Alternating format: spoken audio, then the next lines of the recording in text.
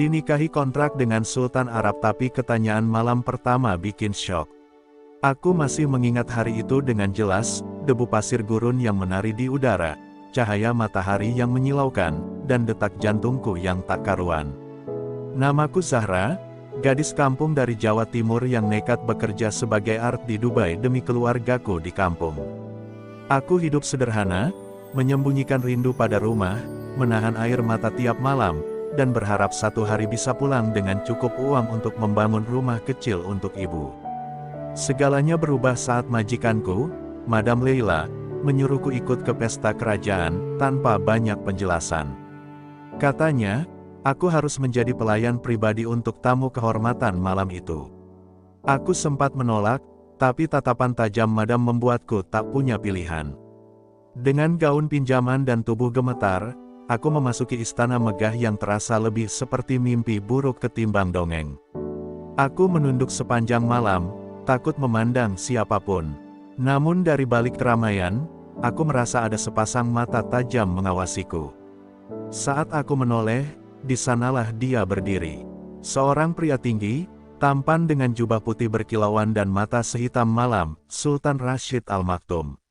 Ia berjalan ke arahku seolah dunia berhenti berputar.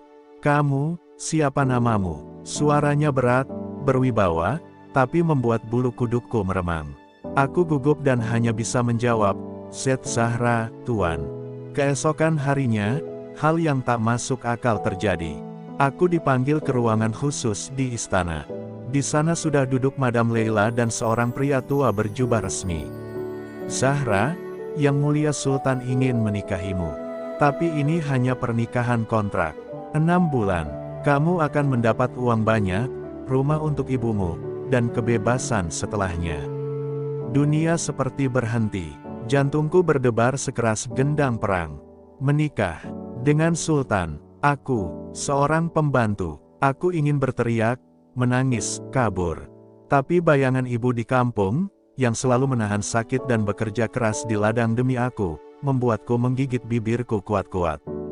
"Baik," suaraku nyaris tak terdengar. "Saya terima." Hari itu juga pernikahan dilangsungkan secara tertutup, hanya segelintir saksi dan imam yang hadir. Aku mengenakan gaun putih, tapi hatiku terasa kelabu. Malam itu, aku dibawa ke kamar megah dengan ranjang emas dan lampu kristal yang berkilau seperti bintang. Jantungku berdegup kencang. Malam pertama, semua orang bilang malam pertama akan jadi malam yang tak terlupakan, dan mereka benar. Tapi bukan karena romansa, melainkan karena sesuatu yang membuatku nyaris pingsan saat pintu kamar ditutup dan Sultan membuka rahasianya.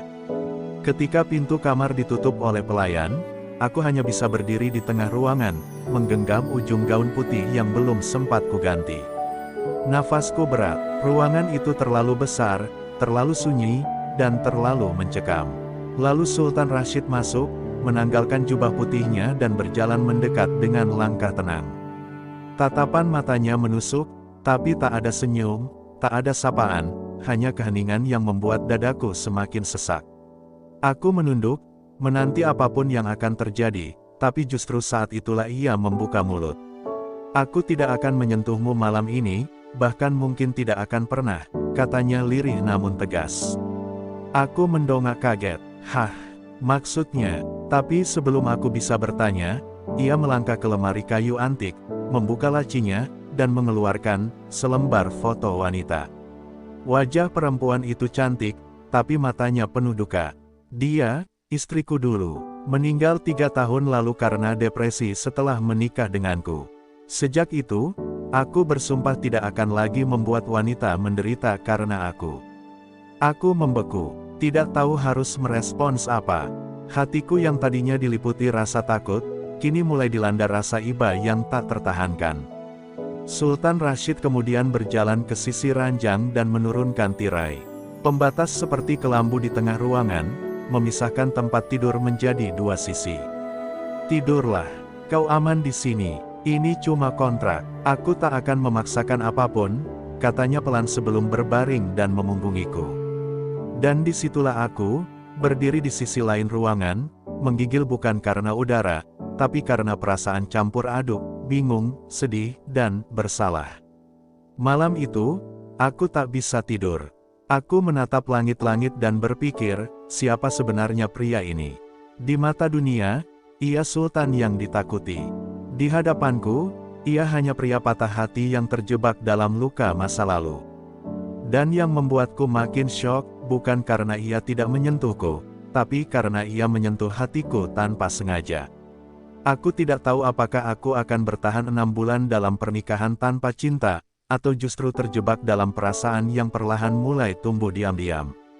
Sudah seminggu sejak malam pertama yang dingin namun penuh kejutan itu. Setiap malam, aku tidur di sisi ranjang yang berbeda, dipisahkan oleh tirai kelambu yang tak hanya membelah ruang, tapi juga perasaan. Sultan Rashid tetap menjaga janjinya. Ia tidak menyentuhku, bahkan jarang bicara kecuali hal-hal penting. Tapi ada satu hal yang berubah, tatapannya. Kini setiap kali aku menyajikan teh atau mengucapkan salam, ia memandangku sejenak, seolah sedang menilai sesuatu yang tak bisa diungkapkan dengan kata-kata. Suatu malam, saat listrik istana padam karena badai pasir yang tiba-tiba, aku berlari keluar kamar untuk memastikan pelayan lain aman. Tapi langkahku terhenti ketika melihat Sultan Rashid berdiri di depan jendela dengan ekspresi panik, memegang foto wanita yang dulu ia tunjukkan padaku. Matanya merah, bukan karena marah, tapi karena menangis. Aku tercekat, tak pernah kusangka pria setegas dia menyimpan luka sedalam itu. Ia melihatku, lalu tanpa berkata apa-apa, meletakkan foto itu menghadap ke bawah dan berjalan menjauh. Keesokan harinya, saat aku merasa semuanya akan kembali seperti semula, Sultan justru memanggilku ke taman belakang istana. Aku tahu ini kontrak, tapi kenapa kehadiranmu membuatku merasa tidak sendiri lagi? Katanya lirih sambil menatap kolam ikan. Aku tercekat, tak tahu harus berkata apa. Hati ini tak siap menerima getaran itu, tapi denyutnya semakin nyata. Dan saat tangannya menyentuh tanganku, ringan, nyaris tak terasa, aku tahu, dinding es yang selama ini memisahkan kami mulai retak. Namun malam itu, aku dihantam kenyataan yang lain. Saat sedang membereskan meja bacanya, tanpa sengaja aku menemukan dokumen yang tidak pernah kutahu sebelumnya. Surat pembatalan kontrak, tanggalnya, 2 minggu lalu. Tiba-tiba seluruh dunia terasa berputar. Jadi dia berencana membatalkan semua ini. Lalu semua perhatian, semua kata-kata, hanya tipuan sementara. Hatiku menjerit dalam diam. Aku berlari ke kamar, menahan tangis. Untuk pertama kalinya sejak menikah, aku benar-benar merasa seperti istri, dan sekarang, aku merasa seperti akan menjadi janda dari pernikahan yang bahkan belum sempat kupahami. Tapi sebelum air mata jatuh, pintu kamar terbuka. Sultan Rashid berdiri di ambang pintu, napasnya memburu, wajahnya tegang. "Zahra, dengar aku dulu. Aku bisa jelaskan. Jangan pergi," katanya. Tapi hatiku sudah telanjur luka, dan luka itu terlalu dalam untuk diredakan oleh kata-kata. Aku berdiri membelakangi Sultan, mencoba menyeka air mata yang terus mengalir, tapi percuma. Hanya suara napas kami yang terdengar di kamar megah itu. Rashid melangkah pelan mendekat. "Zahra, dengarkan aku dulu, surat itu bukan untuk membatalkan pernikahan kita. Itu, untuk membatalkan perjodohan yang sudah diatur keluargaku." Suaranya lirih namun tegas, menyimpan luka dan kegelisahan. Aku menoleh perlahan, masih tak percaya. "Jadi, maksudmu bukan aku yang ingin kau lepaskan?" Tanyaku gemetar. Ia mengangguk, lalu menarik napas dalam-dalam. "Sebelum menikah denganmu, keluargaku sudah menyiapkan wanita bangsawan dari Qatar untuk dijodohkan denganku. Tapi sejak malam pertama itu, aku mulai melihatmu. Bukan sebagai kontrak, bukan sebagai pelarian, tapi sebagai seseorang yang membuat aku ingin bertahan hidup." Ucapannya menamparkan batinku lebih keras daripada surat itu sendiri. Aku terisak. Semua dugaanku salah. Rasa takutku telah menuduh hati yang justru perlahan ingin menyayangiku. Rashid melangkah maju, menggenggam tanganku untuk pertama kalinya dengan penuh keyakinan. "Zahra, aku memang membuat kontrak, tapi perasaanku padamu tidak pernah ditulis di atas kertas. Itu tumbuh sendiri, dan aku takut, kalau semua ini membuatmu menjauh. Aku menggeleng pelan. Luka itu memang belum sembuh, tapi hatiku tahu, rasa ini bukan luka palsu. Ini nyata. Kalau begitu, buktikan, bisikku. Matanya menatapku dalam, lalu ia berlutut. Beri aku waktu, Zahra. Bukan sebagai suami kontrak, tapi sebagai pria biasa, yang sedang belajar mencintai lagi, katanya sambil menyentuh tanganku dengan hangat, bukan kuasa.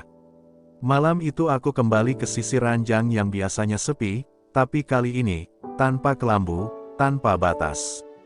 Tidak ada ciuman, tidak ada sentuhan yang dipaksakan, hanya dua hati yang duduk berdekatan, saling bercerita dalam senyap. Dan untuk pertama kalinya, aku merasa, bukan sebagai perempuan yang dijual dalam perjanjian, tapi sebagai wanita yang mulai dicintai dalam kejujuran. Hari-hari berikutnya berjalan seperti mimpi. Tidak lagi ada kelambu pembatas, tidak ada lagi tatapan asing. Rashid mulai membuka dirinya sepenuhnya. Kami duduk bersama saat fajar, berjalan di taman saat matahari tenggelam, dan mengobrol di ranjang tanpa saling menyentuh tapi saling memahami. Tapi di tengah kehangatan itu, ada sesuatu yang terus menggelayut di benakku, kontrak itu. Waktu kami tinggal sebulan lagi. Dan setiap hari yang berlalu membuatku semakin takut akan hari di mana segalanya kembali menjadi hampa. Sampai pada malam yang dingin itu, malam di mana angin padang pasir menggetarkan jendela dan jiwaku sekaligus, Rashid memanggilku ke ruang baca. Di sana, ia menyodorkan map merah dengan segel resmi. Ini surat pembatalan kontrak, katanya. Jantungku nyaris berhenti. Tapi sebelum aku sempat merespons, ia melanjutkan, karena aku tidak ingin kau menjadi istriku karena perjanjian. Aku ingin kau memilih, jika memang hatimu juga memilihku. Tanganku gemetar saat menerima map itu. Aku membaca setiap kata, dan saat kulihat namaku tertulis di sana tanpa embel-embel, kontrak, air mataku menetes perlahan. Aku tidak butuh waktu lagi, Rashid, bisikku, menahan gejolak yang tak bisa kutahan lebih lama. Karena sejak kau berani bicara dengan hatimu, aku juga tak bisa membohongi hatiku. Aku mencintaimu. Rashid tak berkata apa-apa. Ia hanya memelukku, erat, lama, penuh. Untuk pertama kalinya, tidak ada batasan, tidak ada ketakutan, tidak ada luka masa lalu yang menghalangi. Malam itu, akhirnya menjadi malam pertama kami yang sesungguhnya. Bukan karena kewajiban, tapi karena dua hati yang saling memilih, saling menyembuhkan, dan saling mencinta. Dan di pagi harinya, kami salat subuh berjamaah untuk pertama kali sebagai suami istri yang sebenarnya. Bukan karena kontrak, bukan karena ketakutan, tapi karena cinta yang dipertemukan dengan takdir. Di balik luka, ternyata Tuhan menyimpan cinta yang jauh lebih indah dari yang pernah kubayangkan. Pernikahan kami kini tak lagi diikat oleh kontrak, tapi oleh keinginan dua hati yang saling memilih. Tapi ternyata, kisah cinta yang lahir dari luka tak serta-merta berjalan mulus. Di balik kehangatan istana dan senyum Rashid yang selalu menenangkanku, aku mulai merasakan tekanan dari luar. Keluarga kerajaan, khususnya ibu tirinya, mulai menunjukkan ketidaksukaan padaku. Dia bukan bangsawan, dia pembantu. Kudengar sendiri bisikannya pada kerabat wanita lain saat jamuan makan. Hatiku tersayat, tapi aku diam, demi Rashid. Semakin hari, tekanan itu semakin kuat. Pelayan yang dulu menyapaku kini menunduk dingin. Surat-surat ancaman dikirim diam-diam ke kamarku. Aku tahu ini ujian, tapi aku tak pernah membayangkan akan begitu sepi saat dicintai seseorang yang dikelilingi dunia yang membenciku. Rashid tahu, dan setiap malam ia meminta maaf, memelukku erat seolah takut kehilangan. Kalau kau ingin pergi, Zahra, aku tak akan tahan kau di sini. Aku akan ikut kemanapun kau pergi, katanya dengan mata berkaca-kaca. Tapi bagaimana bisa aku pergi, saat hatiku sudah tertambat padanya. Sampai suatu malam, aku sakit parah. Tubuhku panas, lemah, dan tak sadarkan diri selama 2 hari. Saat aku membuka mata, yang kulihat pertama kali adalah Rashid, duduk di lantai, menunduk di samping ranjangku dengan mata sembab dan janggut tak terurus. Aku takut kehilanganmu. Aku tak bisa hidup tanpamu, Zahra, bisiknya sambil menggenggam tanganku. Air mataku jatuh. Aku ingin bicara, tapi hanya bisa menangis dalam diam, menyadari bahwa cinta yang kami perjuangkan tak lagi sekadar rasa, tapi sudah menjadi hidup dan mati. Kesembuhanku pelan tapi pasti. Dan saat aku pulih, Rashid membuat keputusan besar. Ia mengumumkan secara resmi bahwa aku bukan hanya istrinya, tapi permaisuri pilihannya. Dunia mungkin menolak, tapi ia berdiri memegang tanganku di depan para bangsawan dan mengatakan, aku lebih memilih wanita yang menyembuhkan lukaku, daripada 1000 darah bangsawan yang tak tahu apa itu cinta. Ruangan menjadi hening, tapi hatiku penuh suara kemenangan, cinta, dan keberanian. Sejak hari itu, aku tahu, cinta sejati bukan tentang awal yang sempurna, tapi tentang bertahan saat dunia ingin memisahkan. Dan aku adalah istri dari seorang sultan, bukan karena kontrak, bukan karena uang, tapi karena cinta yang tumbuh dari luka dan dipahat dengan kesetiaan. Setelah pengumuman Rashid di hadapan bangsawan dan keluarga kerajaan, aku pikir badai telah berlalu. Aku mulai berani tersenyum di lorong-lorong istana, berjalan tanpa menunduk, dan bahkan memeluk Rashid di depan para pelayan yang dulu memandangku sebelah mata. Tapi aku salah. Justru setelah itulah, badai yang lebih besar datang. Ayah kandung Rashid, sang raja, jatuh sakit parah. Dan sebelum koma, ia menitipkan satu wasiat yang mengoyak batinku, jika Rashid ingin mewarisi tahta, ia harus menceraikan Zahra dan menikahi putri keturunan kerajaan. Rashid menghantam tembok ruangannya malam itu.